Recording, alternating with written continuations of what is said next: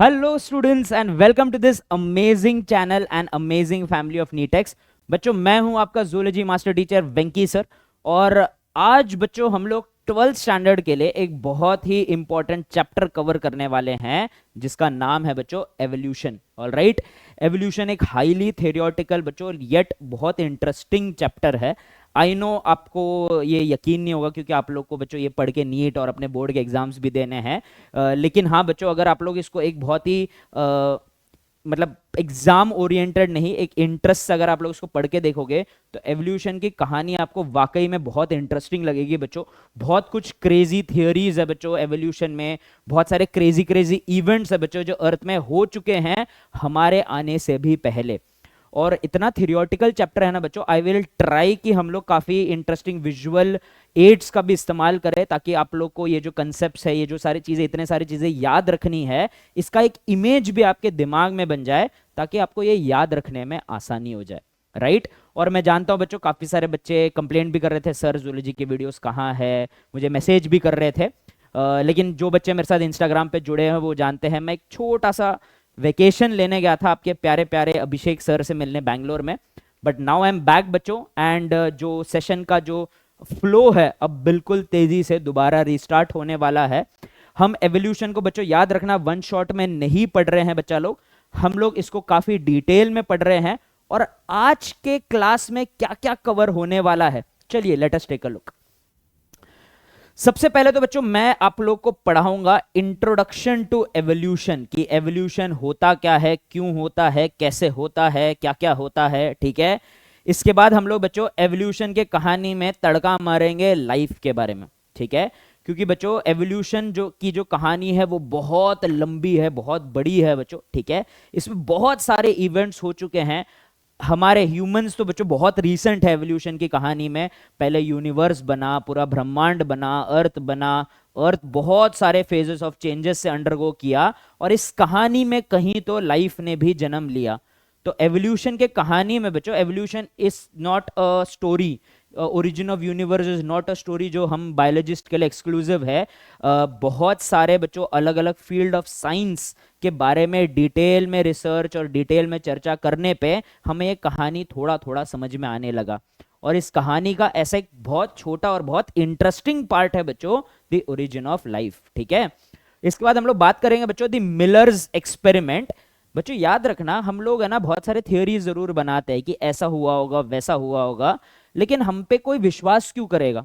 क्योंकि थियोरीज तो बच्चों हमारे एविडेंसेस को हम लोग गैदर करके हम लोग कुछ थियोरीज तो बनाते हैं, लेकिन ये एविडेंसेस के तौर पे हमारा बेस्ट गेस रहता है। At the end of the day हम एक्सपेरिमेंट्स करते क्यों है बच्चों? कोई भी थियोरी को वैलिडेट या डिस्प्रूव करने के लिए। ये मिलर्स एक्सपेरिमेंट ना बच्चों बहुत इंपॉर्टेंट था कुछ कुछ अर्ली ओरिजिन ऑफ लाइफ के थियोरीज को वैलिडेट करने के लिए। अगर ये थियोरी नहीं होता ना बच्चों, तो आज भी ये एक्सपेरिमेंट नहीं किया जाता, तो आज भी लाइफ ने कैसे ओरिजिनेट किया इसके बारे में हम थोड़े दिमाग में मिस्ट्री ही क्रिएट किए हुए बैठे रहते हैं बच्चों। ठीक है। अभी हम लोग को काफी अच्छे गारंटी और अच्छे कॉन्फिडेंस के साथ पता है कि हमने जैसा सोचा कि लाइफ ने इवॉल्व किया होगा, शायद वैसा ही हुआ है, मोस्ट सर्टेनली वैसा ही हुआ है, all because of this Miller's experiment. तो मिलर्स एक्सपेरिमेंट के बारे में मैं आपको काफी इंटरेस्टिंग चीजें बताऊंगा। So without any further delay let's take a look into evolution. Okay. So introduction to evolution में बच्चों हम लोग सबसे पहले टॉपिक में थोड़ा इंट्रोडक्शन देखेंगे, एवोल्यूशन क्या होता है, किसको एवोल्यूशन बोलते हैं, यूनिवर्स के ओरिजिन के बारे में बात करेंगे। लेकिन इसमें मैं एक डिस्क्लेमर दे देना चाहता हूं बच्चों, यूनिवर्स के ओरिजिन को समझने के लिए बहुत हैवी फिजिक्स के बारे में बच्चों, बहुत ही ऐसा भी फिजिक्स नहीं बच्चों जो आपके 11th और 12th के किताब में है, क्वांटम फिजिक्स से लेके बहुत ही हाई लेवल ऑफ फिजिक्स लगता है बच्चों। तो ये समझने के लिए बच्चों आपको बहुत हायर साइंस का अंडरस्टैंडिंग लगता है। ठीक है। It's a whole universe in itself बच्चों, इसलिए हम लोग इसके बारे में हमारे कैपेसिटी में काफी ब्रीफली बात करेंगे। And last but not the least, हमारा पुराना अर्थ लाइफ जब वो नया नया बना था बेचारा, तब वो कैसा था, कैसा दिखता था, ये सब के बारे में भी हम लोग थोड़ा थोड़ा चर्चा करने वाले। ओके। चलिए इंट्रोडक्शन देख लेते हैं बच्चों। ओके। थोड़ा थोड़ा इंट्रोडक्शन में मैंने आपके लिए एनसीईआरटी के डेफिनेशन ले आए हैं। एनसीईआरटी ये बोलता है बच्चों कि एवोल्यूशनरी बायोलॉजी ऐसा एक बायोलॉजी है जिसमें हम हिस्ट्री ऑफ लाइफ फॉर्म्स पढ़ते हैं जो अर्थ पे थे, है, आए थे, गायब हो गए, आ सकते हैं या अभी अभी आए हैं। All the living organisms past, present और मे बी फ्यूचर, ये कैसे आते हैं, कैसे डेवलप होते, कैसे इवॉल्व होते हैं, इनके बारे में समझना, हमारे ओरिजिन के बारे में समझना, एग्जिस्टिंग लिविंग ऑर्गेनिजम्स के ओरिजिन के बारे में समझने को हम एवोल्यूशनरी बायोलॉजी बुलाते हैं बच्चों, ठीक है। The process by which characteristics of different forms of life changes over several generation is known as evolution. याद रखना, again we are strictly only and only talking about biological evolution. किसके बारे में बात कर रहे हैं बच्चों हम लोग? बायोलॉजिकल एवोल्यूशन के बारे में ही बात कर रहे हैं, ठीक है बच्चों। हमारे धरती पे बहुत सारे लिविंग ऑर्गेनिज्म तो है, बहुत सारे प्रकार के लिविंग ऑर्गेनिज्म भी है। अगर life forms originated from one source, अगर हम अज्यूम भी करते हैं कि एक लिविंग ऑर्गेनिज्म अर्थ पे आया था जिसने आज इतने सारे लिविंग ऑर्गेनिजम्स को जन्म दिया है, तो हमारा सवाल यही उठता है बच्चों, कैसे? How did one life form diverse into so many different types of life forms? Alright, evolutionary biology जो होता है ना बच्चों, it is the study of history of life forms on earth. Evolutionary biology जो होता है, it is the study of history of life forms on earth, कि हम लोग अर्थ पे जो अलग अलग लाइफ फॉर्म्स प्रेजेंट है ना बच्चों, उसका स्टडी को हम लोग एवोल्यूशनरी बायोलॉजी बुलाते हैं सारे। अच्छा, ये तो सेम सेम रिपीट हो गया बच्चों, ठीक है, सेम सेम रिपीट हो गया फर्स्ट और थर्ड पॉइंट, ठीक है। मैं और एक चीज भी बताता हूं बच्चों कि एवोल्यूशन जो वर्ड है ना, वो ओरिजिन ऑफ यूनिवर्स से काफी ज्यादा जुड़ा हुआ है। याद रखना बच्चों कि evolution also involves the origin of universe. अब बच्चों, जब भी हम लोग ने एवोल्यूशन वर्ड सुना है, हमने इस एवोल्यूशन को हमेशा बायोलॉजी के साथ जोड़ा है, राइट? इसीलिए बच्चों आजकल के साइंटिस्ट ना एक और टर्म इस्तेमाल करते हैं जिसका नाम है big history. Big history is the total history of the universe, और इसमें आता है origin of universe, origin of earth, origin of planet, origin of Galaxy, और उसका एक छोटा सा पार्ट जहां पे लिविंग ऑर्गेनिजम्स आते हैं, उसको हम लोग बुलाते हैं बच्चों evolution. Alright, I hope it is clear.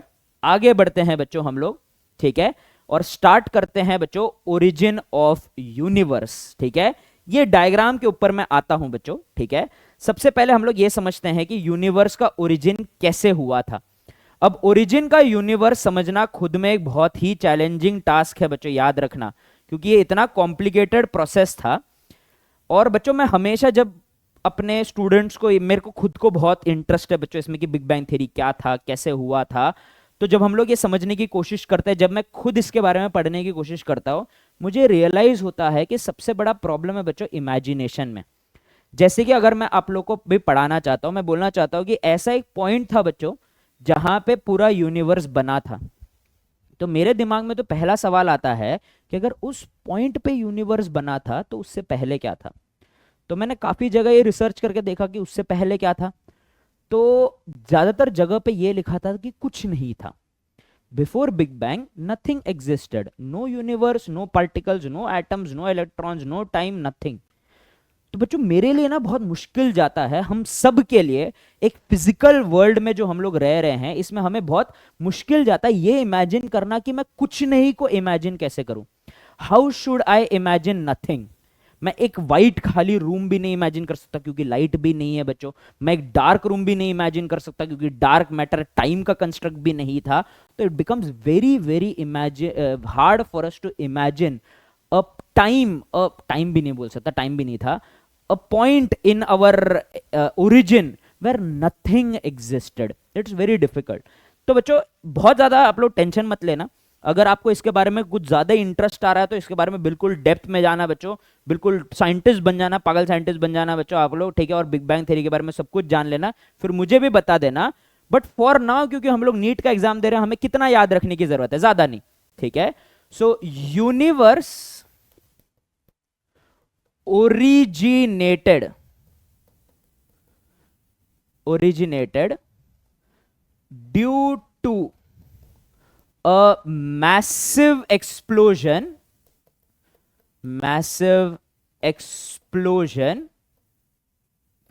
इतना मैसिव कि वो अनइमेजिनेबल है बच्चों, अनइमेजिनेबल इन फिजिकल टर्म्स। ठीक है, फिजिकल टर्म्स में ना बच्चों आप लोग इसके बारे में सोच भी नहीं सकते हो, इतना बड़ा एक्सप्लोजन। और बच्चों मैंने अगेन बहुत सारे जो मटेरियल को स्टडी किया है बिग बैंग थियरी के बारे में, वो यही बोलते हैं कि हम लोग एक्सप्लोजन फिर भी सिंपल टर्म्स में बोलते हैं, एक्सप्लोजन भी नहीं था, ये एक massive expansion and birth of matter था बच्चों, जिसको इमेजिन करना अपने बस की बात नहीं है। ठीक है, तो बच्चों ये कब हुआ? This is explained by the big bang theory, explained by the big bang theory. ठीक है, अगर बच्चों ये एक्सप्लोजन हो भी रहा होगा तो शायद ये कुछ ऐसा दिखेगा बच्चों।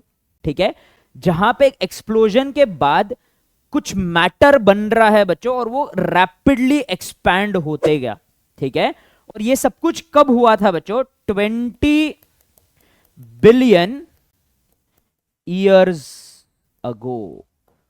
ठीक है, ऑफ कोर्स बच्चों एग्जैक्ट टाइम पता लगाना थोड़ा सा मुश्किल होगा हमारे लिए, लेकिन हमारा ऐसा मानना है 20 बिलियन अगर ईयर्स अगो ऐसा कुछ हुआ था।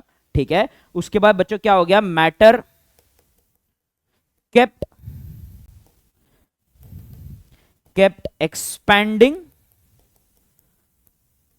expanding and eventually cooled down to slowly form celestial bodies। ठीक है, celestial bodies। ओके, तो धीरे धीरे बच्चों ये एक्सप्लोजन के कारण चीजें एक्सपैंड होते गई। देखो यहां पे ये पॉइंट है बच्चों, यहां पे एक्सपैंड होते गया, एक्सप्लोजन हुआ और एक्सपैंड होते गया। ऐसा मानना ये है कि ये जो पहले दो स्टेजेस है यहाँ पे काफी सारे एनर्जीज का भी बर्थ हुआ था। ठीक है, मैं सिंपल टर्म्स में बात कर रहा हूं। ठीक है, जितने भी यहाँ पे फिजिक्स के प्रेमी हैं और साथ ही साथ अगर गलती से ये सेशन अभिषेक सर भी देख रहे हैं, प्लीज मेरा गला मत पकड़ना बच्चों, अगर मैं फिजिक्स में कुछ गलत बोल दूं तो I am sorry in advance. ठीक है, लेकिन ऐसा माना जाता है बच्चों कि ये एक्सप्लोजन के बाद ये जो पहले स्टेजेस है यहाँ पे एक्चुअली काफी सारे फोर्सेस ने भी बर्थ लिए थे। ठीक है, जो फोर्सेस को हम आज जानते हैं, they took birth during this time. Alright, अब बच्चों जैसे जैसे ये मैटर, ये फोर्सेस और बच्चों सब एटॉमिक पार्टिकल से भी छोटे, जैसे कि हम लोग क्वार्क्स वॉर्क्स की बात कर रहे हैं बच्चों, ये सब ने भी इसी टाइम पे जन्म लिया। यूनिवर्स एक्सपैंड होते गया। जैसे जैसे एक्सपैंड हुआ बच्चों, धीरे धीरे कूल डाउन होने लगा। तो धीरे धीरे बच्चों हमें अर्ली मॉलिक्यूल्स, अर्ली कंपाउंड्स मिलने लगे। ये अर्ली मॉलिक्यूल्स और early compounds were most probably hydrogen and helium. क्या फॉर्म हुआ बच्चों? धीरे धीरे हाइड्रोजन एंड हीलियम। ये हाइड्रोजन, हीलियम और अदर एटम्स जो धीरे धीरे बनने लगे, ये एक जगह इकट्ठा होने लगे in a large cloud like structure. ये लार्ज क्लाउड लाइक स्ट्रक्चर ने इवेंचुअली जन्म दिया celestial body such as planet, stars etcetera. और जहां जहां ये प्लैनेट, स्टार्स एक्सेट्रा ने जन्म लिया, उनके फोर्सेस ने एक दूसरे के साथ क्या बोलते हैं, इंटरेक्ट किया, तो उसके कारण हमें डिफरेंट यूनिवर्स मिलने लगे। ठीक है, सो बच्चों यहां पे जो चलता ना, that is like crazy level of physics, crazy level of science, जो फिलहाल हमारे समझ के परे हैं।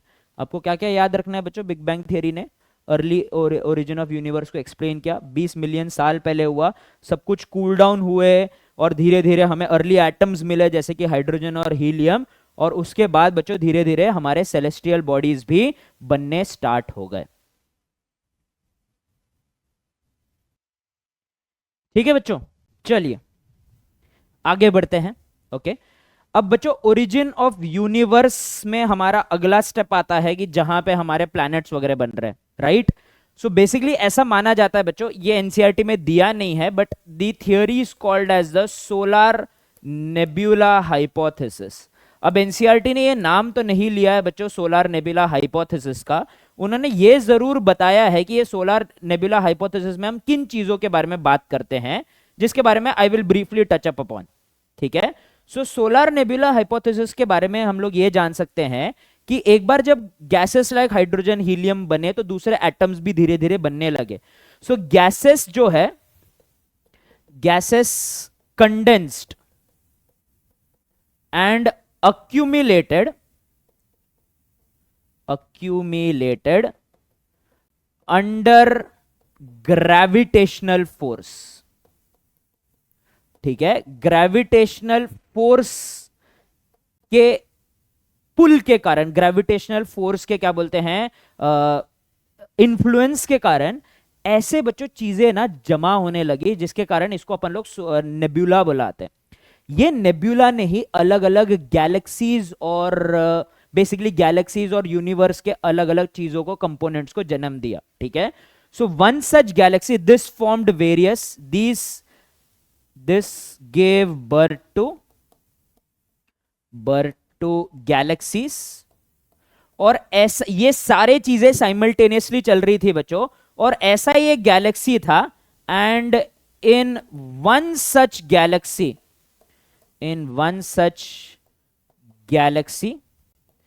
that is milky way, Akash Ganga हमारा गैलेक्सी है बच्चों। तो ऐसे ही एक गैलेक्सी में अराउंड 4.5 बिलियन ईयर्स अगो, ठीक है, एक बार मैं चेक कर लेता, पीछे भी बिलियन ही लिखा ना, हाँ बिलियन, ठीक है, सो बिलियन, BYA का मतलब है billion years ago earth was formed. ठीक है, क्या फॉर्म हुआ बच्चों, यहां पे अर्थ ने भी जन्म लिया।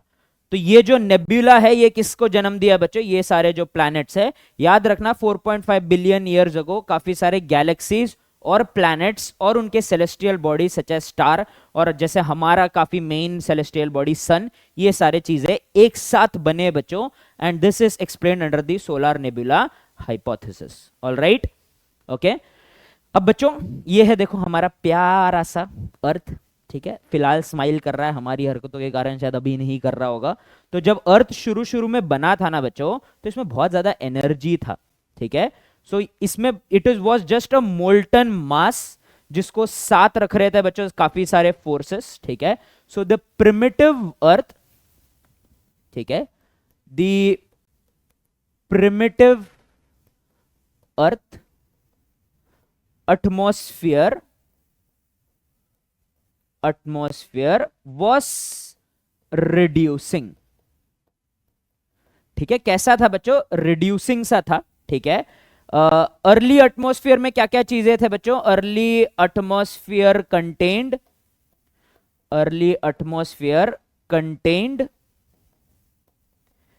Gas, water, H2 gas, ammonia, methane etcetera.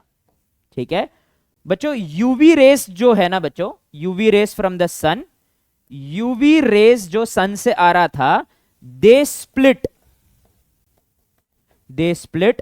Water into, water को किस में स्प्लिट कर दिया, H2 एंड O2 में स्प्लिट कर दिया बच्चों। ठीक है, हाइड्रोजन एंड ऑक्सीजन में, हाइड्रोजन आयंस एंड ऑक्सीजन में स्प्लिट कर दिया। ठीक है, और हाइड्रोजन क्योंकि लाइटर था, इट एस्केप्ड। ठीक है, सो क्या बताया बच्चों मैंने यहां पे, हाइड्रोजन बीइंग लाइटर एस्केप्ड। ठीक है, सो लाइटर हाइड्रोजन एस्केप हो गया। ठीक है, भाग गया ये। ठीक है, ऊपर की तरफ मूव कर गया, लाइटर था बच्चों। ठीक है, सो लाइटर हाइड्रोजन एस्केप हो गया। हाइड्रोजन एस्केप होने के बाद O2 ना बच्चों, इतना एनर्जी था, देखो ये क्रेवाइसेस वगैरह से बच्चों देखो ऐसा कुछ इमेजिन कर सकते हो आप लोग। ठीक है, something like this, you can imagine the primitive earth like this molten, मतलब कुछ ऐसा धरती नहीं था हम जैसे जानते हैं बच्चों, it was just this molten mass. ठीक है, तो ऐसे मोल्टन मास में बच्चों इतने कंबशन में ये सारे जो गैस है धीरे धीरे एस्केप हो रहे थे, ऑक्सीजन टूट रहा था, oxygen was combining oxygen combined with ammonia CH4 etc to form CO2 and other compound। ठीक है, इसी बीच O2 गर्म होने कारण ऊपर भी उठ रहा था। ऊपर जब उठ रहा था बच्चों तो धीरे धीरे O2 स्प्लिट हो रहा था। O2 स्प्लिट होके बच्चों ओजोन भी बना, ओजोन फॉर्म्ड। ठीक है, ओजोन बनने के बाद क्या हुआ बच्चों, अर्थ एटमॉस्फेयर कूल्ड डाउन, क्योंकि बच्चों पानी ना बार बार इवोपरेट, इतना गर्म था अर्थ, जो भी पानी यहां पे बन रहा था इवोपरेट होकर ऊपर जाके क्लाउड बन जाता था। क्लाउड बनने पे बारिश होके वापस अर्थ पे गिरता था, वापस इवोपरेट होता था, वापस क्लाउड बनता था, वापस बारिश होता था। ये साइकिल थाउजेंड भी नहीं, मिलियंस ऑफ ईयर्स तक चलते रहा। और उसी बीच बच्चों लाइफ फॉर्म्स आ चुके थे, मैं बताता हूं कब आए थे। ठीक है, और अर्ली बच्चों chemical forms of life wife आए थे, और धीरे धीरे एटमॉस्फेयर कूल डाउन होने लगा। ठीक है, earth atmosphere cooled and became oxidising eventually, oxidising eventually. Earth का एटमॉस्फेयर जैसे जैसे कूल डाउन होने लगा तो तब भी बहुत बारिश हो रहा था। तो अर्थ ना बच्चों ऑलमोस्ट 80 to 90% पानी में कवर्ड था, और धीरे धीरे बच्चों वो पानी over a period of time redistribute हुआ, एवोपरेट हुआ, और थोड़ा बहुत लैंड मास भी बनने लगा। ठीक है, तो अर्थ पहले पूरा पानी में था, तो केमिकल फॉर्म ऑफ लाइफ, ठीक है, सो chemical form of life evolve हुए थे। ठीक है, first chemical form of life appeared 4 billion years ago. कब अपियर हुआ बच्चों, 4 बिलियन साल पहले कुछ केमिकल फॉर्म ऑफ लाइफ क्या हुआ है बच्चों, अपियर हुआ है। और एक चीज याद रखना बच्चों, यहां पे एनसीईआरटी में 4 बिलियन ईयर्स अगो पहले केमिकल फॉर्म ऑफ लाइफ आया, ऐसा नहीं लिखा है। एनसीईआरटी में लिखा है 500 million years after the formation of earth first form of life appeared. ठीक है, तो बच्चों आप लोग बोलोगे 500 मिलियन ईयर्स लिखा है किताब में, आपने 4 बिलियन ईयर्स लिखा है। याद रखना 500 million years after the formation of earth क्या हुआ बच्चों, लाइफ आया।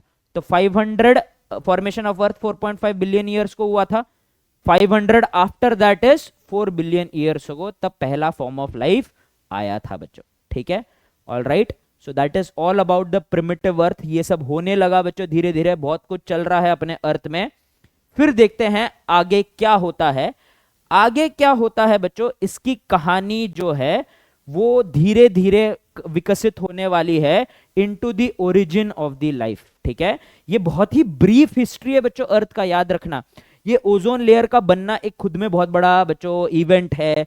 अर्थ में बच्चों ये जो नए नए ऑर्गेनिक कंपाउंड्स धीरे धीरे बनने स्टार्ट हो रहे हैं, वो खुद में एक इवेंट है। लेकिन बच्चों हम लोग ये वाला जो पार्ट है ना, जहां पे ऑक्सीजन कंबाइन हो रहा है NH3 CH4 एक्सेट्रा के साथ, इस रीजन के आसपास आपका पहला chemical form of life evolve हुआ था। तो अगला यही सवाल है बच्चों कि ये सब भसड़ के बीच में हमारा पहला लाइफ फॉर्म कब आया और कैसे आया। तो let us take a look at our next topic, that is the origin of life. ठीक है, अब सबने एलियन के बारे में सुना होगा, एलियन के मूवीज देखे होंगे बच्चों। ठीक है, देखो इतना प्यारा सा डायनासोर है, बता रहे हैं आपको, ये टॉपिक तो हो चुका है। चलिए अगले टॉपिक की ओर बढ़ते हैं बच्चों, that is the origin of life. ठीक है, तो मैं जैसे कि बोल रहा था बच्चों कि हम लोग ने एलियन की कहानियां सुनी होगी, एलियन के मूवीज देखे होंगे, एलियन के बारे में खुद भी सोचा होगा। और क्वाइट फ्रैंकली बच्चों हम कौन होते हैं ये मना करने वाले कि अर्थ के बाहर कहीं तो लाइफ होगा। हमने तो बच्चों पूरा यूनिवर्स, अपना ही पूरा यूनिवर्स नहीं देखा है, हमें तो अपने नेबरिंग प्लैनेट्स जो है उनमें एग्जैक्टली क्या चलता है वो नहीं पता बच्चों। तो हम कोई भी पॉइंट में एग्जैक्टली ये नहीं ठुकरा पाएंगे कि बच्चों दावा ठोक के ये नहीं बोल पाएंगे कि किसी तो यूनिवर्स के कोने में शायद लाइफ है। हो भी सकता है, नहीं भी हो सकता है।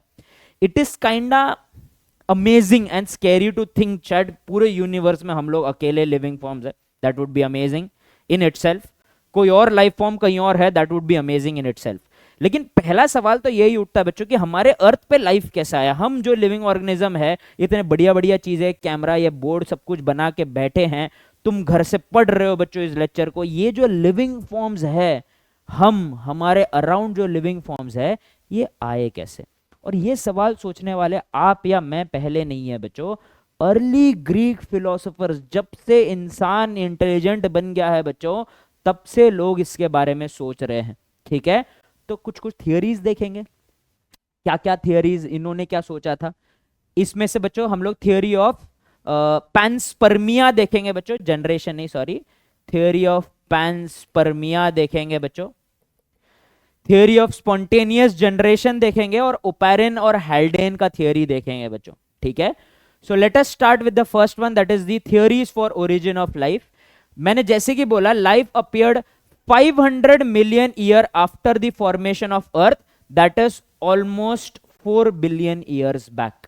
ठीक है, अब बच्चों लाइफ आया कैसे, इसके बारे में हमने काफी चर्चा की है। तो हम लोग देख लेते हैं बच्चों की क्या क्या अर्ली थियरीज है regarding the origin of life. पहला सबसे इंटरेस्टिंग थियरी था बच्चों, द थियरी ऑफ पैंसपर्मिया। ठीक है, थियरी ऑफ पैंसपर्मिया। ठीक है, उसके बाद था बच्चों again a very weird theory which is called as the theory of spontaneous generation. Spontaneous generation. ठीक है, और थर्ड था बच्चों हमारा theory of chemical evolution, biochemical evolution, जिसको ओपेरिन और हैल्डेन ने दिया था। हम यही तीन थियरीज को थोड़ा सा एक्सप्लोर करने वाले। Let us start with the first one which is the theory of panspermia.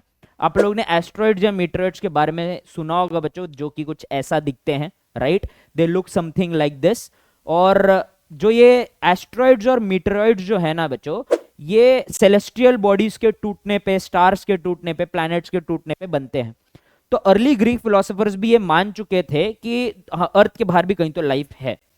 तो उन्होंने क्या बोला कि अगर कोई और प्लैनेट है जहां पे लाइफ प्रेजेंट है, जब वो प्लैनेट डिस्ट्रॉय हुआ होगा, तो जैसे हम अगर बच्चों लिविंग ऑर्गेनिजम्स है, तो हम भी कुछ कुछ केमिकल से बने हैं, कहीं और लाइफ है तो वो भी कोई कोई केमिकल से बने होंगे। जब उनका प्लैनेट टूटा था, तो वो केमिकल, या इन ग्रीक फिलोसोफर्स ने इनको स्पोर्स बुलाया, ये स्पोर्स और मीटियोर और एस्ट्रॉइड में बैठ के जब अर्थ पे बरसे, तो वो केमिकल या स्पोर्स अर्थ पे इंट्रोड्यूस हो गए, और उससे जैसे एक सीड से प्लांट ओरिजिनेट होता है, जैसे एक स्पोर से फंगस ओरिजिनेट होता है, वैसे ही बच्चों उस प्लैनेट के स्पोर ने अर्थ पे लाइफ की शुरुआत की थी। ठीक है, ये किसका मानना था बच्चों? अर्ली ग्रीक फिलोसोफर्स का मानना था। ठीक है, so early Greek philosophers, early Greek philosophers believed that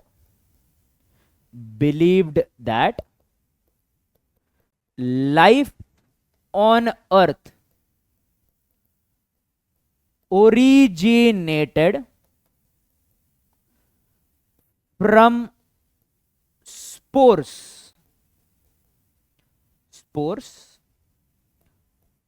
of life on other planet carried to earth on asteroids or meteorites। ठीक है, एस्ट्रॉइड्स या मीटरॉइड्स के ऊपर बच्चों ये स्पोर्स चिपक गए, और अर्थ पे आके जब ये बरसे तो इन्होंने लाइफ को यहां पे भी जन्म दे दिया। ठीक है, देखो हमें जबकि बच्चों याद रखना, it is also a very very proven fact कि हमें बहुत सारे मीटरॉइड्स वगैरह, एस्ट्रॉइड्स वगैरह मिले हैं जहां पे हमें traces of carbon dioxide, carbohydrate, protein etcetera मिले हैं। लेकिन ये इनफ नहीं है ये बोलने के लिए कि लाइफ कहीं और से ही आया है। सबसे पहला प्रॉब्लम ये है बच्चों कि जो जिस केमिकल से हम बने हैं, ऑर्गेनिक केमिकल से जो हम बने हैं, वो बहुत हाई टेम्परेचर में स्टेबल नहीं है। मैं बच्चों हाई मतलब बहुत हाई की बात कर रहा हूं, क्योंकि बच्चों थाउजेंड्स ऑफ डिग्री सेल्सियस से भी ज्यादा का टेम्परेचर होता है जब एस्ट्रॉइड्स किसी के ग्रेविटेशनल पुल में फंस जाते हैं, मीटरॉइड्स किसी के ग्रेविटेशनल पुल में फंस जाते हैं, और जब वो उतने डिस्टेंस से बरसते हैं बच्चों उस प्लैनेट के ऊपर, तो जब वो बरस रहे हैं ना बच्चों, उनके ऊपर आग लग जाता है, उनके ऊपर थाउजेंड्स ऑफ डिग्री सेल्सियस का टेम्परेचर होता है। तो सवाल ये उठता है बच्चों कि अगर ऐसा कुछ हुआ था तो how did that spore survive in such a high temperature? Doesn't seem possible, it doesn't seem possible to me. ठीक है, देखो अगेन मैं कौन होता हूं इसको पूरा डिनाई करने वाला? शायद हुआ होगा, I was not there, you were not there, ठीक है, लेकिन बच्चों इट इज हाईली इम्प्रोबेबल कि अर्थ पे लाइफ ऐसे आया था। क्योंकि बच्चों टेम्परेचर जो एस्ट्रॉइड्स मीटरॉइड्स का होता है उसमें कोई भी जो ये स्पोर जिसकी बात कर रहे हैं, या काफी सारे फिलोसोफर्स ने इसको पैंसपर्मिया का भी नाम दिया था, इसका सरवाइव करना बहुत मुश्किल है बच्चों। ठीक है, अगले थियरी की ओर बढ़ते हैं बच्चों। ये थोड़ा इंटरेस्टिंग थियरी है, थोड़ा फनी भी है, लेकिन बच्चों उनको डिस्काउंट देना, बहुत पुराने फिलोसोफर्स की बात कर रहा हूं। तो अगेन काफी सारे अर्ली फिलोसोफर्स जो थे, और इट वाज इवन थोड़े बच्चों जो रिसेंट टाइम्स में जो आप कुछ कुछ बायोलॉजिस्ट के नाम जानते हो, उन्होंने तक इस थियरी को सपोर्ट किया था। इसमें से बच्चों मैं आप लोग को अगर एक एग्जांपल देना चाहूँ तो श्लाइडन जो था ना बच्चों, मैथियस श्लाइडन एंड थियोडोर श्वानसेल थियरी में से मैथियस श्लाइडन जो था, he also supported this theory. इसका मानना ये था, देखो अर्ली ऑब्जर्वेशन में बताता हूँ, बहुत सारे लोगों ने, बहुत सारे फिलोसोफर, बहुत सारे बायोलॉजिस्ट ने ऑब्जर्व किया कि अगर मैं मांस को ऐसे ही खुला छोड़ दूं, मीट, ठीक है, तो वो लोग मीट वीट कंज्यूम करते थे उस जमाने में, फ्रिज वगैरह भी नहीं रहता था, या फिर वेजिटेबल्स या कुछ भी खाना वाना बनाते थे उसको कंज्यूम करते थे, फ्रिज विज नहीं था, छोड़ के रख दिया। तो मीट के ऊपर या कोई जानवर रास्ते में मर जाए, कहीं और मर जाए, उन्होंने क्या देखा कि उसके ऊपर छोटे छोटे कीड़े आ जाते हैं। इन कीड़ों को हम लोग मैगेट्स बुलाते हैं बच्चों। ठीक है, तो दीज आर दी मैगेट्स। ठीक है, तो इनको हम लोग क्या बुलाते हैं बच्चों? मैगेट्स बुलाते हैं। ये मैगेट्स अचानक से इस मीट के ऊपर प्रकट हो जाते हैं।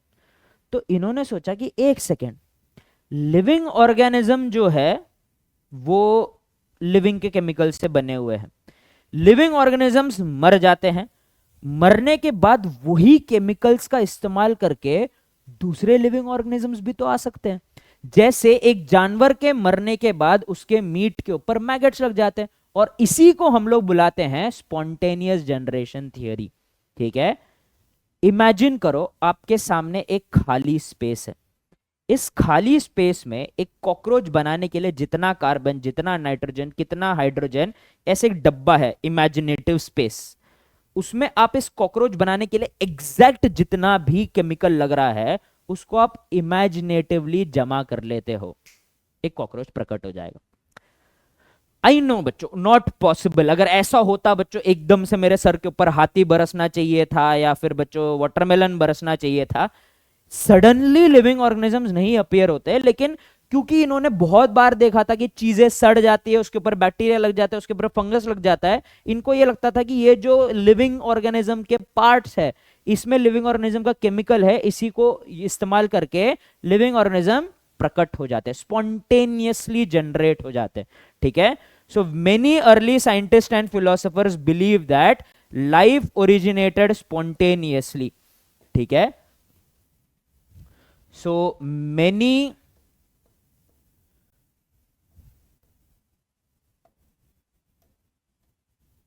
ठीक है, so many early scientists and philosophers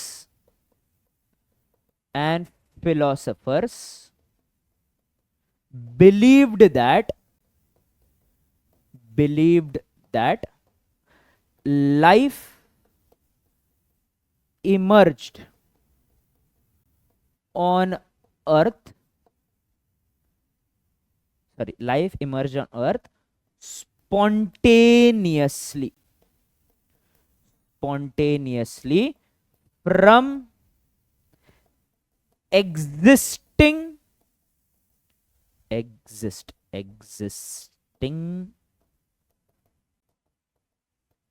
chemicals, जो केमिकल्स ऑलरेडी प्रेजेंट है ना बच्चों, उसको इस्तेमाल करके लाइफ बन गए। ठीक है, all right. For example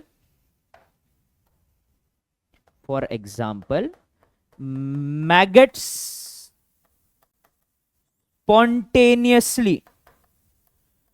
spontaneously appeared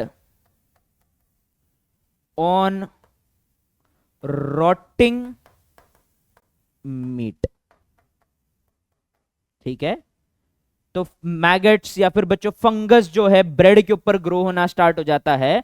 so these were some of the example to prove कि इनके थियोरी को थोड़ा सा बैकग्राउंड दे रहा था कि हाँ भाई ऐसा ही होता होगा करके। ठीक है, अब देखो बच्चों, इसके अपोज में तो बहुत सारे लोग थे।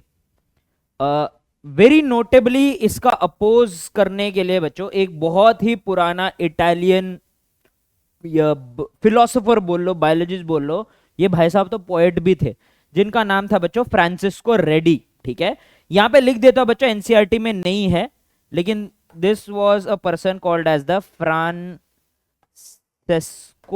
रेडी। ठीक है, फ्रांसिस्को रेडी ने बहुत ही सिंपल एक्सपेरिमेंट किया बच्चों। उसने क्या किया, 3 बीकर लिए। ठीक है, ही टुक 3 बीकर्स। ओके, ये हो गया पहला बीकर, ये हो गया दूसरा बीकर, ये हो गया तीसरा बीकर। सो ही टुक 3 बीकर्स। इन्होंने बोला कि ठीक है, आप लोग कह रहे हो ना कि मीट जो है उसके ऊपर सडनली, देखो बच्चों काफी सारे जो इसका जो सपोर्ट कर रहे थे ये स्पॉन्टेनियस जनरेशन के थियोरी को, वो क्या बोल रहे थे कि हमारे लिविंग ऑर्गेनिज्म के अंदर एक वाइटल फोर्स होता है।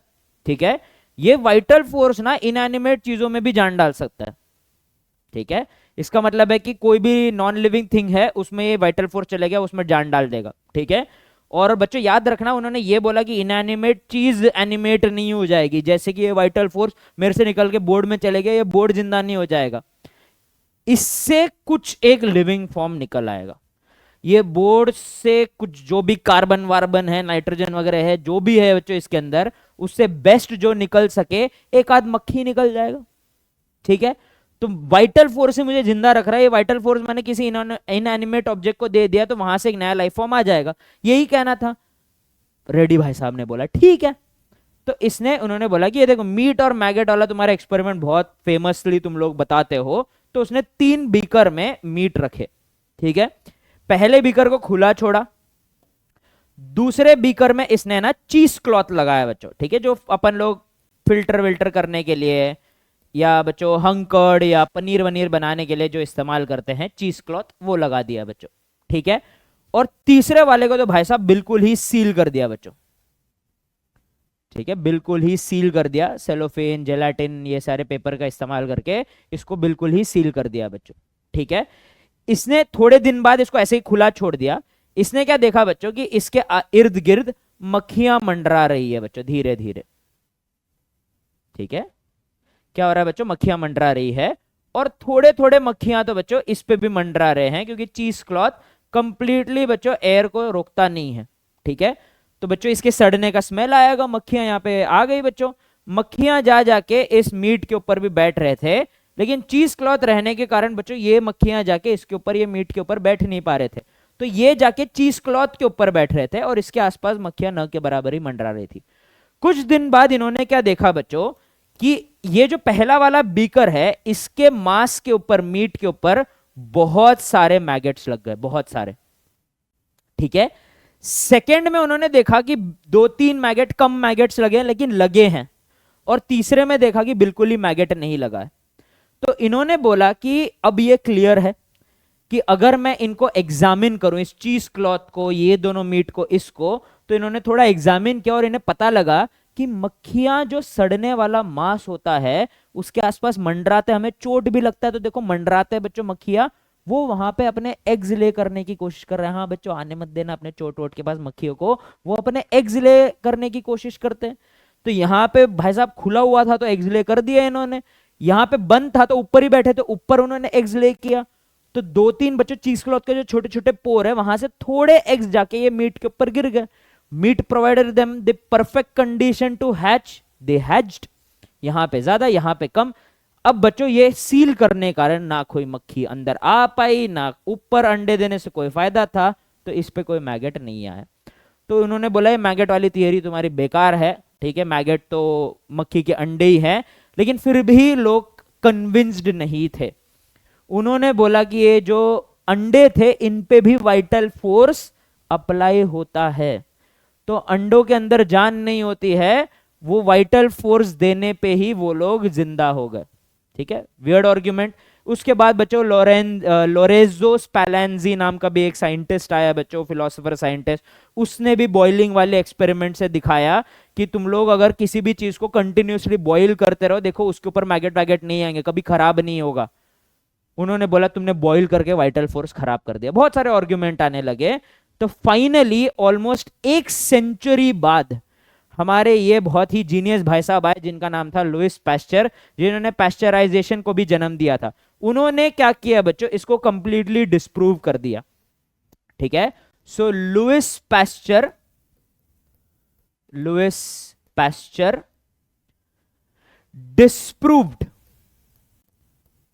disproved the spontaneous generation theory. क्या कर दिया बच्चों इन्होंने, स्पॉन्टेनियस जनरेशन थियरी को बढ़िया तरीके से डिस्प्रूव कर दिया। कैसे किया बच्चों, उन्होंने ना 2 फ्लास्क ले लिए, ठीक है, ये ऐसे राउंड बॉटम फ्लास्क बुलाते हैं बच्चों इसको, ठीक है, राउंड बॉटम फ्लास्क, ऐसा लंबा सा गला होता है बच्चों इसका ऐसे, ठीक है, 2 ऐसे फ्लास्क लिए, इसके अंदर बच्चों ब्रॉथ भर दिया। ब्रॉथ का मतलब क्या बच्चों, कि आपने वेजिटेबल ब्रॉथ बनाना है, आपने बहुत सारे सब्जियां ली, उसको बॉईल कर दी, जो पानी बच गया ना बच्चों वो हो गया उसका ब्रॉथ, क्योंकि वो जो वेजिटेबल के जो मॉलिक्यूल्स है वो पानी में भी चले जाएंगे क्योंकि वो उसी में बॉईल हो रहे हैं। आपने कोई मीट ले लिया, उसको पानी में बॉईल किया तो वो बन जाएगा बच्चों, जैसे चिकन मीट ले लिया तो वो बन जाएगा चिकन ब्रॉथ। अगर मीट को पानी में आप लोग बच्चों उबाल रहे हो बहुत देर तक, तो उस मीट के मॉलिक्यूल भी पानी में चले जाएंगे तो वो ब्रॉथ बन जाएगा। ठीक है, तो ऐसा ब्रॉथ ले लिया बच्चों जिसमें भी बहुत सारे ऑर्गेनिक कंपाउंड्स है, तो उसके ऊपर माइक्रो ऑर्गेनिजम्स लग सकते हैं। तो उसने ऐसा ब्रॉथ लिया बच्चों। ब्रॉथ लेने से पहले बच्चों उसने इस अपैरेटस को ना अपने हिसाब से थोड़ा सा मॉडिफाई किया। उसने क्या किया, ये इसका जो ये लंबा सा गला था ना बच्चों, इसको काफी हीट किया, हीट करके इसको मोड़ दिया। क्या किया बच्चों, हीट करके इसको ऐसा मोड़ दिया। बच्चों ग्लास को काफी हीट करोगे तो आप उसको रीशेप कर सकते हो। तो इसको उसने बुलाया बच्चों स्वॉन नेक ग्लास या स्वॉन नेक फ्लास्क। दोनों फ्लास्क के अंदर इसने ब्रॉथ भर दिया, ब्रॉथ, और इसको गर्म किया मस्त। ठीक है, गर्म किया बच्चों मस्त। गर्म करने पे बच्चों ये बढ़िया बॉईल हो गया। बॉईल होने पे सारे माइक्रो ऑर्गेनिजम्स मर गए। सारे माइक्रो ऑर्गेनिजम्स मरने पे क्या हुआ बच्चों, कि ये धीरे धीरे और साथ ही साथ बॉईल करने पे ये वेपर्स, पानी के वेपर जो ब्रॉथ में प्रेजेंट थे, ये ऊपर उठने लगे, और ये एस शेप का जो बच्चों ये फ्लास्क है ना, इसमें ये धीरे धीरे कंडेंस होने लगे। अब कोई भी कंटेनर पे पानी जब गर्म करते देखना, कंटेनर के साइड या कंटेनर के ढक्कन के ऊपर छोटे छोटे वाटर के ड्रॉपलेट्स बनने स्टार्ट होते हैं ड्यू टू कंडेंसेशन। अब ऐसे कंडेंसेशन के कारण यहाँ पे पानी भर गया बच्चों। पानी भरने के कारण ये जो ऐसा ये एस शेप का जो फ्लास्क है, ये यहाँ पे पूरा पानी भर गया, जिसके कारण ये सील हो गया, कोई हवा अंदर नहीं आ सकता है, और अंदर का ब्रॉथ पूरा स्टरलाइज था। अब ये भाई साहब ने क्या किया, एक फ्लास्क का गला तोड़ दिया, नेक, तो ये फ्लास्क दोबारा एक्सपोज हो गया। हीट में से निकाल दिया इसको, ठीक है, हीट में से निकाल दिया। इमेजिन करना भी आग गायब हो चुका है, और छोड़ दिया 1-2 हफ्ते के लिए। उसके बाद बच्चों उसने इन दोनों को टेस्ट किया। पहली बात है, ये इसका जो ब्रॉथ था बहुत ही फाउल स्मेलिंग था, इतने दिन के लिए बच्चों छोड़ के रखेंगे बहुत गंदा स्मेल आएगा, फंगस लग चुके थे, विजिबली बैक्टीरिया माइक्रो ऑर्गेनिजम्स बढ़िया तरीके से ग्रो कर रहे थे। फिर उन्होंने इसको भी तोड़ के ओपन करके देखा, इसको कुछ नहीं हुआ था, बिल्कुल स्टराइल था, कुछ नहीं हुआ था बच्चों।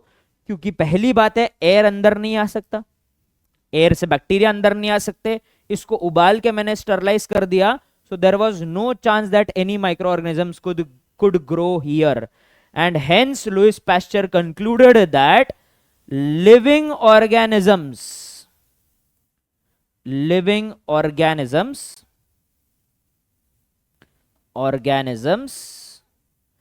gives rise to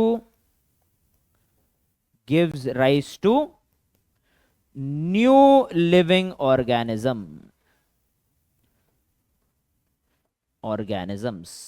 ठीक है, लिविंग ऑर्गेनिजम्स ही नए लिविंग ऑर्गेनिजम्स को जन्म दे सकते हैं।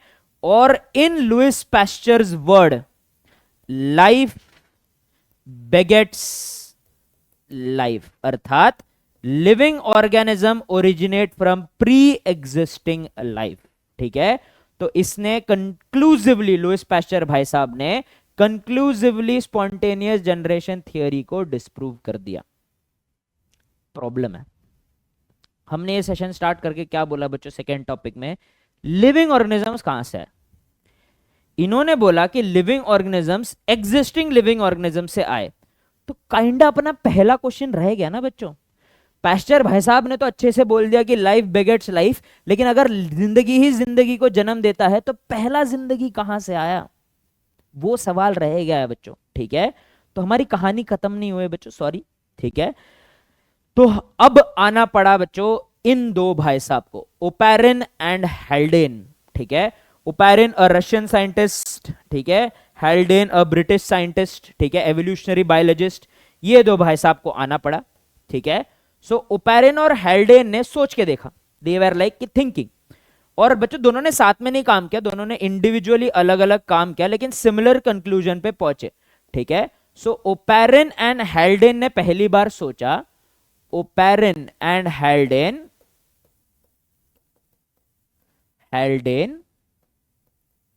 proposed the chemosynthetic evolution।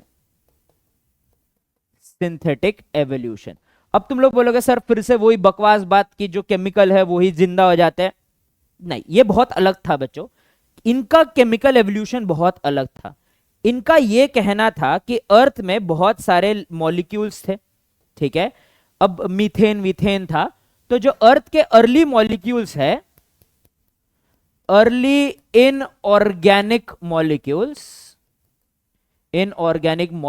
जो थे बच्चों, प्रिमिटिव एनवायरनमेंट अर्थ का कैसा था, बहुत गर्म था, बहुत सारे बच्चों एनर्जी के सोर्सेस थे, जैसे कि इतना जल्दी पानी एवोपरेट होने के कारण क्लाउड बनता था, क्लाउड बनने के कारण बहुत बिजलियां गिरती थी बच्चों, बहुत ज्यादा। तो प्रिमिटिव अर्थ पे बहुत बिजलियां गिर रही है, ओजोन लेयर नहीं है, तो यूवी रेस बढ़िया बरस रहे बच्चों यहाँ पे। इसके अलावा अर्थ पूरा मोल्टन लावा है, वॉल्केनिक एरप्शन हो रहे हैं, टेम्परेचर बच्चों छत फाड़ के है, तो एनर्जी ही एनर्जी। इतना एनर्जी लेके केमिकल करे तो क्या करे, रिएक्ट करे। तो इनऑर्गेनिक कंपाउंड एक दूसरे के साथ अलग अलग प्रपोर्शन में रिएक्ट करने लगे। So early inorganic molecules combined in various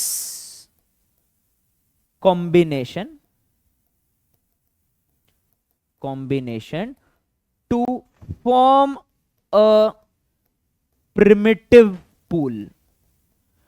ठीक है, primitive pool of chemicals। ठीक है, मैं थोड़ा रुक जाए, इसको बहुत कुछ लिखना है तो इसको थोड़ा अपन लोग स्प्रेड आउट कर लेते हैं। In various combinations to form a primitive pool of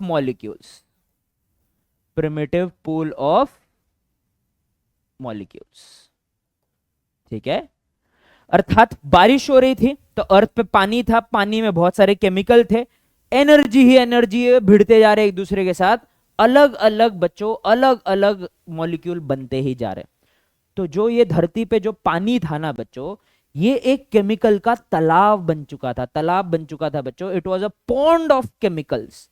इस पॉन्ड को ना बच्चों, यहां तक डार्विन, जिसके बारे में हम आगे बात करेंगे, who is the father of evolutionary biology, उसने भी अपने थियोरी के स्टार्टिंग में, उसको कोई आइडिया नहीं था कि पहला लाइफ फॉर्म कैसे आया, लेकिन उसने भी जब इसके बारे में सोचा तो ही mentioned the existing of a primordial soup.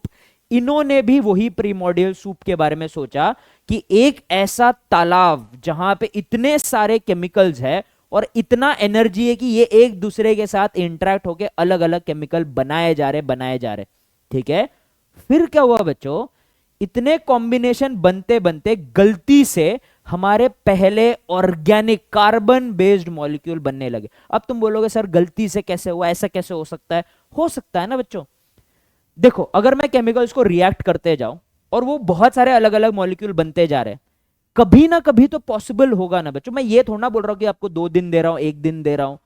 अगर समझ लो बच्चों, अगर आप लोग अगले 2 साल के लिए डेली नीट दे पाते, 3 साल 5 साल के लिए डेली नीट दे पाते, तो बच्चों एक ना एक दिन तुक्के में तुम्हारा निकल ही जाता। 720 में से 720 आ ही सकते हैं। वैसे ही बच्चों अर्थ के पास 1 दिन 2 दिन नहीं, मिलियंस ऑफ ईयर्स थे। इसमें ये अलग अलग कॉम्बिनेशन बनाते जाएंगे तो कभी ना कभी तो ऑर्गेनिक कंपाउंड्स बन सकते हैं ना बच्चों। तो वैसे ही अलग अलग बच्चों कॉम्बिनेशन में क्या हुए कि early simple organic compounds formed. ठीक है, अर्ली सिंपल ऑर्गेनिक कंपाउंड्स को खुशी नहीं हुई, उन्होंने बोला थोड़ा और कॉम्प्लेक्स कंपाउंड बनाया जाए। एनर्जी खत्म थोड़ा ना हुआ है और साल खत्म थोड़ा ना और मिलियन बचे हैं बच्चों।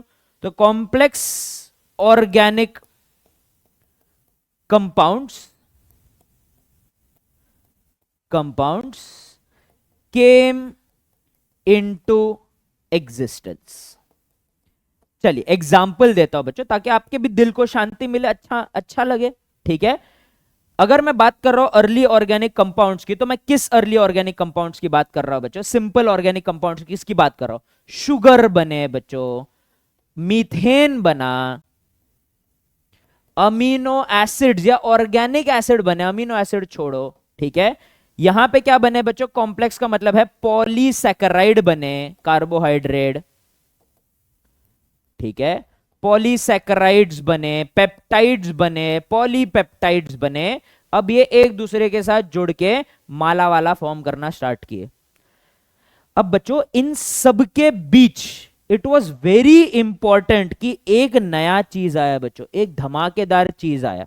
ठीक है, न्यूक्लिक एसिड इस दुनिया का पहला intelligent chemical. What a ground breaking thing to happen. Nucleic acid बना बच्चों along with lipids formed, lipids भी बने। अब ये लिपिड बनना was a game changer. Nucleic acid खुद में तो बहुत स्पेशल था ही, डीएनए आरएनए, हमारा कहना ये है कि पहले आरएनए आया था, लेकिन ये लिपिड तो थोड़ा था ही बच्चों, पागल, हाइड्रोफोबिक, हाइड्रोफिलिक। ये पानी वाले एनवायरमेंट में आने के कारण बच्चों ये ऐसे जमा हो गया और ऐसे छोटे छोटे वेसिकल बनने लगा। अब वेसिकल बनने के कारण क्या हुआ? बाहर की दुनिया अलग, इस वेसिकल की दुनिया अलग, अंदर की दुनिया अलग। ठीक है, तो अंदर की दुनिया में क्या होने लगा बच्चों? अंदर की दुनिया में भी थोड़े मॉलिक्यूल्स ट्रैप हो गए। ये प्रिमिटिव पूल का जो पानी था बच्चों, ये अंदर थोड़ा ट्रैप हो गया, उसके साथ बहुत सारे ऑर्गेनिक सिंपल कॉम्प्लेक्स ट्रैप हो गए, और ऐसे ही बच्चों यहां पे थोड़ा सा न्यूक्लिक एसिड वगैरह भी ट्रैप हो गया विथ सम प्रोटीन एक्सेट्रा। तो लिपिड के कारण जब वेसिकल्स बने ना बच्चों, ठीक है, लिपिड फॉर्म्ड वेसिकल, जो इस दुनिया का पहला आइसोलेटेड सिस्टम बनने लगा। जब हमारे देखो आइसोलेटेड सिस्टम हमारा सेल है, तो सेल लाइक स्ट्रक्चर ने जन्म लिया।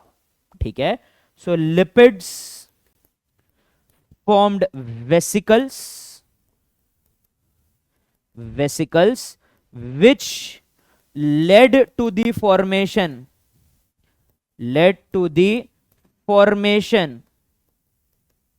of isolated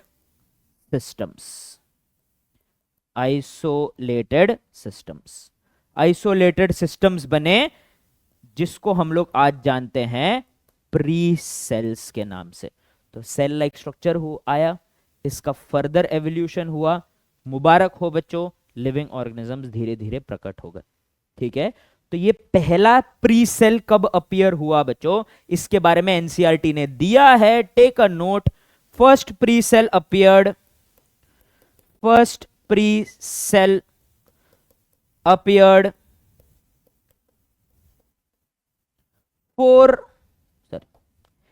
3 billion years ago. कब आया बच्चों? 3 बिलियन ईयर्स पहले आया। 4 बिलियन ईयर्स पहले कॉम्प्लेक्स ऑर्गेनिक कंपाउंड्स आए बच्चों, जैसे कि हमारे पॉलीसैकेराइड, पॉलीपेप्टाइड। 4 बिलियन ईयर्स को पहला intelligent form of living chemical आया, न्यूक्लिक एसिड। तो जो 4 बिलियन ईयर्स मैंने बोला था लाइफ फॉर्म्स आए, वो ये थे बच्चों, ये केमिकल्स थे। ये केमिकल्स मिलके जब पहली बार आइसोलेटेड सिस्टम बनाया, उसमें और 1 बिलियन साल लग गया। अब देखो बच्चों, ये गलती 1-2 दिन में नहीं हुआ। वे जो मैं बोल रहा हूं गलती से बना, 1-2 दिन में नहीं हुआ है बच्चों, इसको टाइम लगा। टाइम लग के finally the first pre cell appeared 3 billion years ago. I will give you a short recap. ठीक है, सबसे पहली बार अर्थ में अर्ली इनऑर्गेनिक कंपाउंड्स आए बच्चों। अर्ली इनऑर्गेनिक कंपाउंड जो थे अर्थ में, इतना एनर्जी बच्चों, sunlight, UV rays, volcanic eruption, lightning, इसके कारण जुड़ जुड़ के सिंपल ऑर्गेनिक कंपाउंड्स बनाए। सिंपल ऑर्गेनिक कंपाउंड से कॉम्प्लेक्स ऑर्गेनिक कंपाउंड्स बने। कॉम्प्लेक्स ऑर्गेनिक कंपाउंड्स में बने न्यूक्लिक एसिड और लिपिड्स। Game changer. क्यों बच्चों? ये first form of intelligent chemicals थे। लिपिड भाई साहब ने क्या किया, ऐसा आइसोलेटेड सिस्टम बनाया, इसके अंदर ये केमिकल्स डाल दो, बन गया बच्चों हमारा पहला pre cell which formed 3 billion years ago. All right बच्चों, क्लियर, परफेक्ट। ठीक है, so this was the Oparin and Haldane theory. तो ये हो गया है बच्चों हमारा ओपैरिन हैल्डेन थियरी। क्यूट से डायनासोर ने बोल दिया है टॉपिक ओवर, तो टॉपिक ओवर। आखिरी टॉपिक देखते हैं बच्चों आज के लिए, promise, very amazing, very important. देखो बच्चों, ये सब बढ़िया कहानी सुनाई ना बच्चों, मैंने अमेजिंग कहानी सुनाई है। ठीक है, लेकिन आप मेरे पे, या मैंने जब ये सब पढ़ा, मैं इन पे विश्वास क्यों करूं? मैं ओपैरिन हैल्डेन पे विश्वास क्यों करूं? तुम मेरे पे विश्वास क्यों करो कि मैंने जो कहानी सुनाई ये चीजें वैसे ही हुई थी? हमें मांगता है प्रूफ, और प्रूफ हमें दिया बच्चों स्टैनली मिलर के एक्सपेरिमेंट ने। ठीक है, सो स्टैनली मिलर जो एक्सपेरिमेंट है बच्चों, एक बार हम लोग देख लेते हैं। ठीक है, सो मिलर भाई साहब ने अपने प्रोफेसर के साथ मिलके पहला प्रूफ दिया फॉर द केमिकल एवोल्यूशन। ठीक है, so Stanley Miller performed an experiment. ठीक है, परफॉर्म्ड एन एक्सपेरिमेंट बच्चों, ये अपने टीचर के पास गया। ये पीएचडी का स्टूडेंट था, इनके जो गाइड थे, जो टीचर थे पीएचडी के, उनका नाम था again a very famous scientist Harold Urey. Urey के पास गया बच्चों ये, और इन्होंने अपना आइडिया बताया कि ओपैरिन और हैल्डेन के ऊपर मैंने काफी रिसर्च किया है, काफी कीमोसिंथेटिक थियरी के ऊपर हमने चर्चा किया है। ये लोग बायोकेमिस्ट थे बच्चों, very good knowledge about chemistry, very good knowledge about biology. तो इन्होंने डिसाइड किया कि हम इसको साइंटिफिकली प्रूव करने की कोशिश करते हैं। अब ये कैसे करें? तो इन्होंने बच्चों एक बढ़िया सा अपैरेटस बनाया। तो यूरे और मिलर ने मिलकर एक ऐसा अपैरेटस बनाया, ऐसा एक सिस्टम बनाया बच्चों, जिसके थ्रू ये लोग ये दिखा सकते थे, not exactly what happened in earth billions of years ago, but a small replica of it. और अगर बच्चों इनके स्मॉल रेप्लिका में वही चीजें हुई जो हम लोग ने लिस्ट से अभी देखा था, उसमें से 3-4 चीजें भी हो गई, तो given earth billions of years में सेम चीज हो ही सकता था। हमें बस देखना है कि ये गिवन कंडीशंस में क्या ये चीज हो सकता है कि नहीं हो सकता है। ठीक है, तो स्टैनले मिलर और यूरे ने मिलके ये किया था बच्चों, जिसके लिए मिलर को नोबेल प्राइज भी मिला। ठीक है, इनको नोबेल प्राइज भी मिला। तो आप लोग के पास भी कोई बढ़िया एक्सपेरिमेंट का आइडिया हो, कोई गेम चेंजिंग आइडिया हो, मेरे पास आना बच्चों, अपन दोनों को नोबेल प्राइज मिल जाएगा, बढ़िया हो जाएगा अपना। ठीक है, so performed an experiment which provided the chemical proof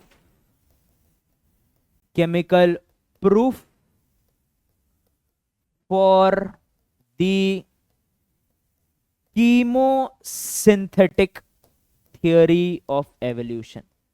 Chemosynthetic theory of evolution। ठीक है, कीमोसिंथेटिक थियरी ऑफ एवोल्यूशन के बारे में इन्होंने पहला प्रूफ दिया। ठीक है, so along with Harold Urey, he set up an experimental apparatus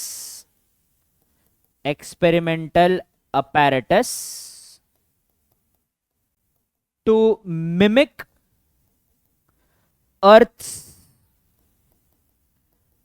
primitive atmosphere. ठीक है, अर्थ के प्रिमिटिव एटमॉस्फेयर को मिमिक करने के लिए इसने क्या किया बच्चों, इसने एक अपैरेटस सेटअप किया, एक एक्सपेरिमेंट सेटअप किया। ये कुछ ऐसा ही दिखता था बच्चों इसका अपैरेटस, जो इसके सामने है ना, जो आपको दिख रहा है ट्यूब व्यूब, ऐसा ही सेटअप था। ठीक है, तो हम इस सेटअप का डायग्राम बना लेते हैं बच्चों। ठीक है, सेटअप का डायग्राम कुछ ऐसा था। एक बॉइलिंग फ्लास्क था बच्चों, बढ़िया सा, बढ़िया मस्त हाई क्वालिटी का बॉइलिंग फ्लास्क। ठीक है, बॉइलिंग फ्लास्क एक स्टैंडर्ड बॉइलिंग फ्लास्क था। ठीक है, फिर यहां से एक वैक्यूम का आउटलेट था बच्चों, ताकि जो दूसरे गैस या कोई भी अलग गैस या कोई भी अलग केमिकल इसके अंदर प्रेजेंट है, एक्सपेरिमेंट चालू होने से पहले हम उसको बाहर निकाल लें। ठीक है, ताकि एक्सपेरिमेंट में कोई और चीज दखल अंदाजी न करे। ठीक है, ये था बच्चों हमारा रिएक्शन फ्लास्क यहां पे। ठीक है, बॉइलिंग फ्लास्क, रिएक्शन फ्लास्क। ठीक है, फिर यहां से फिर से एक पाइप नीचे आ रहा है कुछ ऐसे। ओके,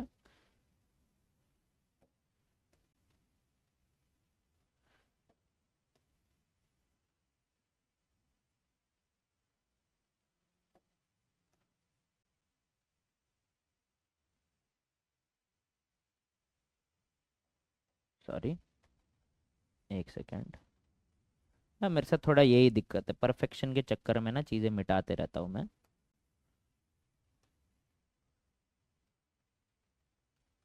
ऑल राइट, हाँ कुछ ऐसा दिखता था बच्चों इसका सेटअप। Okay, perfect. यहां पे एक थर्मामीटर लगा है बच्चों। ठीक है, यहां पे बच्चों पानी भरा हुआ है। ठीक है, नीचे लगा देते हैं बच्चों अर्थ के प्रिमिटिव एटमॉस्फेयर में थोड़ा सा गर्मी लाने के लिए, थोड़ा सा हीट देने के लिए एक बर्नर। ठीक है, ये है मेरा प्यारा सा बर्नर। ठीक है, ये इसको गर्म करेगा तकरीबन 800 डिग्री सेल्सियस तक। वाह, ठीक है, 800 डिग्री सेल्सियस तक गर्म करेगा बच्चों। ये है रिएक्शन फ्लास्क। रिएक्शन फ्लास्क में एक, देखो हमने एक सोर्स तो दे दिया है बच्चों हीट का, एनर्जी का, और एक सोर्स चाहिए बच्चों मुझे एनर्जी का। इसके लिए बच्चों यहां पे मैंने ना 2 इलेक्ट्रोड्स लगा दिए। ठीक है, और ये इलेक्ट्रोड्स को इतना करीब लाया और उसमें से इतना हाई वोल्टेज दिया बच्चों कि एक इलेक्ट्रिक आर्क बन गया। ठीक है, क्या बन गया बच्चों, एक इलेक्ट्रिक आर्क बन गया। ठीक है, तो क्या क्या है इसको लेबल कर लेते हैं बच्चों। ये वैक्यूम का आउटलेट है।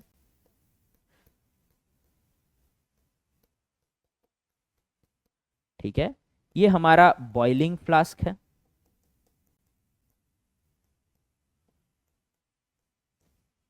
ये हमारा बर्नर है। ठीक है, यहां पे भी एक अपैरेटस है बच्चों इसके अराउंड, इसको हम लोग कंडेंसर बुलाते हैं बच्चों। ठीक है, कंडेंसर से ठंडा पानी अंदर जाएगा, ये ट्यूब के अराउंड प्रेजेंट रहेगा ये ठंडा पानी। तो जो गैस यहां से जा रहा है वो गर्म है, ठंडा पानी उसको कंडेंस कर देगा, गैस वाटर में कन्वर्ट हो जाएगा और पानी धीरे धीरे गर्म होते जाएगा। तो एक साइड से हम गर्म पानी बाहर निकालते रहेंगे, वाटर आउटलेट है, और दूसरे साइड से और ठंडा पानी हम लोग अंदर देते जाएंगे। ठीक है, तो ये जो सुंदर सा अपैरेटस है इसको हम लोग बुलाते हैं बच्चों कंडेंसर। क्या बुलाएंगे बच्चों हम लोग इसको, कंडेंसर बुलाएंगे। ठीक है, ये हमारा रिएक्शन फ्लास्क है बच्चों, रिएक्शन फ्लास्क है। हमने रिएक्शन फ्लास्क में 3 गैसेस को हमने मतलब यूरे मिलर और मतलब मिलर और यूरे भाई साहब ने 3 गैस को इंट्रोड्यूस किया था बच्चों। ठीक है, दे इंट्रोड्यूस 3 गैसेस। ठीक है, What are the gases they introduced बच्चों? Let us take a look. They introduced the three gases which was hydrogen, methane and ammonia. ये primitive earth के gases थे. तो hydrogen sorry methane, ammonia and hydrogen gas, इनका ratio भी set था बच्चों. इनका रेशियो था 2:1:2. 2 parts of methane, 1 parts of ammonia, 2 parts of hydrogen, क्योंकि अर्ली अर्थ का कंपोजिशन में वो कुछ ये ही कंपोजिशन में प्रेजेंट है. ठीक है, अब ये एक्सपेरिमेंट हम चालू करते हैं. ये एरिया को अपन लोग ट्रैप बुलाते हैं, जहां पे जो भी लिक्विड हमें मिलेगा वो फंस जाएगा, ट्रैप हो जाएगा. ठीक है, एक्सपेरिमेंट वैक्यूम से खींच लिया सब कुछ, एक्सपेरिमेंट किया चालू. यहां पे जो ये इलेक्ट्रिक डिस्चार्ज है, इलेक्ट्रिक आर्क डिस्चार्ज, ठीक है, जो लाइटनिंग को मिमिक करेगा, सब चालू हो गया. 800 डिग्री सेल्सियस में बॉईल होगा. तो धीरे धीरे धीरे ये गैस जो है बच्चों, वाटर वेपर जो है, ऊपर उठ के यहां पे चले जाएगा. वाटर वेपर के साथ यहां पे प्रेजेंट है CH4, NH3 और H2. ये गर्म वाटर वेपर जो 800 डिग्री सेल्सियस के आसपास है, प्लस द इलेक्ट्रिक आर्क का डिस्चार्ज. ये जो इलेक्ट्रिक आर्क है बच्चों, ये लाइटनिंग को मिमिक कर रहा है, ये अर्थ के बहुत ही गर्म एटमॉस्फेयर को मिमिक कर रहा है. ये एक दूसरे के साथ रिएक्ट करना स्टार्ट करेंगे. कंडेंसर के थ्रू वाटर वेपर जब आएंगे, तो ये वाटर वेपर कंडेंसर के ठंडे ठंडे पानी से शांत हो जाएंगे. जब ये शांत हो जाएंगे बच्चों, तो ये वाटर के ड्रॉपलेट धीरे धीरे धीरे इस ट्रैप नामक चीज में फंस जाएंगे. तो ये लोग ने इसको मेंटेन करते रहा बच्चों, धीरे धीरे. इन्होंने इसको डिस्टर्ब नहीं किया. इस पूरे प्रोसेस को वो लोग कंटिन्यूसली होने दिए फॉर लाइक अ वीक और 2. ठीक है, बिना डिस्टर्ब किए, बिना सिस्टम में कोई डिस्टर्बेंस लाए, बाहर से कोई डिस्टर्ब नहीं किया, इसको आइसोलेटेड रहने दिया, और ये सब चलते रहा. और बच्चों बाय द टाइम पहला या दूसरा हफ्ता खत्म होने लगा, ये जो ट्रैप में अभी लिक्विड फंसने लगा ना बच्चों, ये धीरे धीरे रेडिश होने लगा. ठीक है, तो इन्होंने ये एक्सपेरिमेंट को 2 हफ्ता चलाया, इस अपैरेटस को 2 हफ्ता चलाया. और उन्होंने क्या पाया बच्चों, कि after running the experiment for 2 weeks, ठीक है, so Miller mimicked the earth's primitive atmosphere. Energy के सोर्सेस जैसे कि 800 degree Celsius, electric arc, and introduced CH4,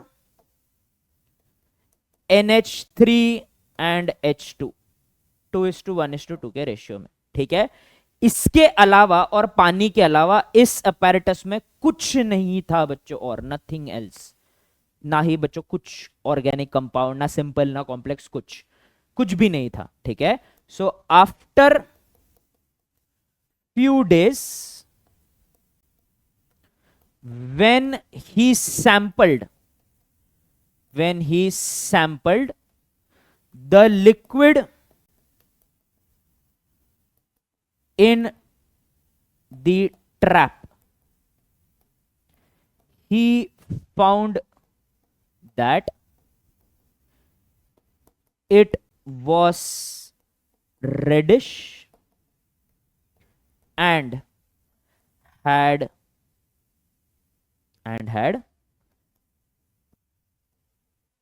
and was acidic. Crazy, reddish हो गया है बच्चों, कुछ रेड करने वाला कुछ कंपाउंड तो था नहीं बच्चों, प्लस एसिडिक भी हो गया है ये पानी. अभी फर्दर एनालिसिस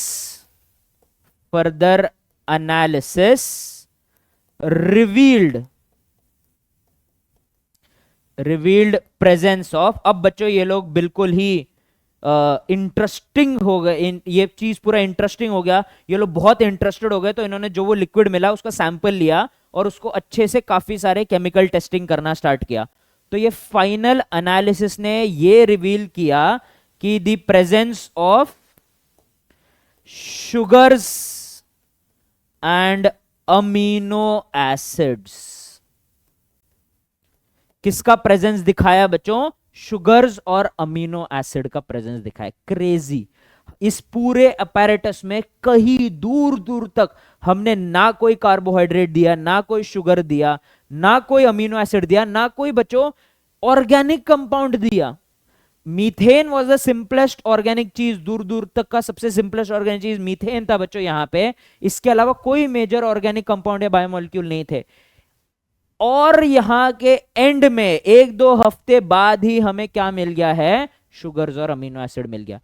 अब मिलर और यूरे ने इसके कंक्लूजन में भी बहुत अच्छे से एक्सप्लेन किया, अगर हमने सिंपल लैब अपैरेटस में शुगर और अमीनो एसिड कुछ सिंपल ऑर्गेनिक बोल लो बच्चों, सिंपल कंपाउंड से बना के दिखाया, तो अगर अर्थ के पास इससे कहीं गुना 1000 मिलियन टाइम ज्यादा एनर्जी था और बिलियंस ऑफ ईयर्स थे, तो सेम चीज क्या अर्थ में नहीं हो सकता था? और बच्चों यही नहीं, इन्होंने बार बार अलग अलग रेशियो को चेंज करके सिर्फ शुगर और अमीनो एसिड नहीं, दूसरे बायोमोलिक्यूल्स भी जनरेट करके दिखाया सेम एक्सपेरिमेंट से। So this was the biggest proof कि chemosynthetic theory of life given by Oparin and Haldane is the closest, most accurate theory of life, how life appeared on earth, all thanks to Urey and Miller. All right, तो ये हो गया है बच्चों हमारा Urey Miller experiment, the most ठोस सबूत of the chemosynthetic theory of life. और इसी के साथ what is the time? It is the time that our topic is over. And if our topic is over बच्चों, हमारा आज का पूरा सेशन भी खत्म होता है। क्विक रिवीजन कर लेते हैं बच्चों जाने से पहले। हमने आज इंट्रोडक्शन टू एवोल्यूशन देखा, दैट इज कि एवोल्यूशन एक सीरीज ऑफ चेंजेस है जहां पे कैरेक्टर्स ऑफ एन ऑर्गेनिज्म एक लार्ज पीरियड के ओवर चेंज होते जाते हैं। ठीक है, बिग बैंग थियरी ने एक्सप्लेन किया द ओरिजिन ऑफ यूनिवर्स के एक बड़े से एक्सप्लोजन के कारण कैसे बहुत सारे अलग अलग प्लैनेट, सोलर सिस्टम एक्सेट्रा बन गए। Early atmosphere of the earth was reducing, it gradually changed to the present day oxidizing nature over a course of millions and billions of years. ठीक है, origin of life के बारे में हमने ये देखा कि theory of spontaneous generation, panspermia, theory of biogenesis tried to explain the origin of life on earth. theory of biogenesis का मतलब ही है theory of spontaneous generation. Life originated on earth around 4 billion years ago. It started with some single cell organism which gradually evolved into present day multicellular organism. याद रखना, लेकिन ये single seller organism 4 billion years अगो नहीं आए थे। 4 billion years अगो पहले chemical form of life आए थे। मिलर और मिलर्स एक्सपेरिमेंट ने, ओपेरिन और हेल्डेन ने जो कीमोसिंथेटिक थियरी दिया था उसको एक्सप्लेन किया बच्चों, और ये बोला कि अगर हम लोग ये काम लैब में कर सकते हैं कुछ फ्यू डेज में, तो अर्थ के पास तो इतना सारा एनर्जी था और इतना टाइम था, तो अर्थ पे भी ये सेम चीज हो सकता था, बिल्कुल हो सकता था और हुआ है। Alright, so with this we are done with today's session बच्चों। अगला सेशन अगर आपको ये इंटरेस्टिंग लगा ना बच्चों, so this is just the start of it. Evolution is absolutely amazing, evolution की कहानी इज एब्सोल्युटली क्रेजी। तो अब हमारा हो चुका है बच्चों ये सेशन खत्म। अगले सेशन में हम बात करेंगे बायोलॉजिकल एवोल्यूशन के बारे में, कि लाइफ तो आ गया लेकिन इतने अलग अलग प्रकार के लाइफ कैसे आए, उसके बारे में लोगों ने क्या सोचा, उसके बारे में क्या क्या थियरीज दिए थे, इन चीजों के बारे में भी हम लोग डिस्कस करने वाले हैं इन दी नेक्स्ट सेशन। अगर आपको कुछ भी समझ में न आया हो, please free feel to message me, leave comments on this video. और अगर बच्चों आपको ये अप्रोच टू स्टडिंग एवोल्यूशन पसंद आया बच्चों, मजा आया, पूरा समझ में आया, please do like share this video, subscribe to our channel, अपने दोस्तों को भी भेजिए, उनका भी एवोल्यूशन में इंटरेस्ट ले आई है, उनका भी इंटरेस्ट आ गया एवोल्यूशन में, दोनों डिस्कस कीजिए, बिल्कुल एवोल्यूशन स्ट्रांग हो जाएगा बच्चों। याद रखना हम जो भी कवर कर रहे हैं ये नीट के पॉइंट ऑफ व्यू से भी है और आपके बोर्ड के पॉइंट ऑफ व्यू से भी है, क्योंकि एवोल्यूशन समान चैप्टर में अगर आप कंसेप्ट समझते हैं, क्या हो रहा है ये आपको समझ में आ रहा है, तो सब्जेक्टिव आंसर लिखना भी आपके लिए बहुत आसान हो जाएगा। तो please do like share this video, leave comments, leave your thoughts कि आपको कैसा लगा, it would mean a lot to me. I go through each and every comment बच्चों आप लोग जो छोड़ते हो, ठीक है। So with this we are done with today's session. See you all in the next session, till then bye bye, take care, good night.